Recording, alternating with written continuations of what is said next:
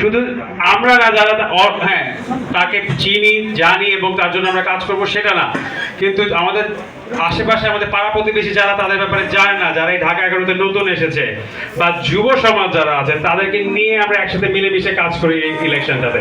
আসলে 17 বছর পরে এই প্রথম একটা সুষ্ঠু একটা নির্বাচন আমরা আশা করছি হবে।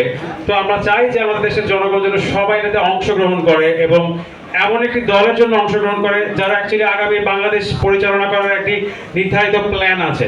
জনাব তারেক রহমান দেশে আসার পর বলেছে we have a plan, and সত্যি কথা বলতে বিএনপি ছাড়া এখন আর কেউ কোনো পরিকল্পনা দিতে পারেনি। তো এটা মাথায় রেখে আসেন আমার সঙ্গে ডক্টর এম এ কাইমের জন্য একসাথে কাজ করি, ধানের জন্য কাজ করি।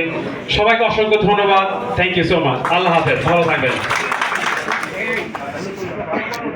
ধন্যবাদ ওনার সময় স্বল্পতার কারণে এবং অন্য একটি প্রোগ্রামকে সময় দেওয়ার জন্য আমাদের মধ্যে শুভেচ্ছা বক্তব্য প্রদান করেছেন। ইতিমধ্যে আমাদের অনেক নেতৃবৃন্দ উপস্থিত হয়েছেন। এছাড়াও আমি সকলকে সম্মানের সহিত বলবো, সকলেই আমাদের নেতা, সকলেই আমাদের অতিথি। অনেকের নাম হয়তো বলা যাচ্ছে না।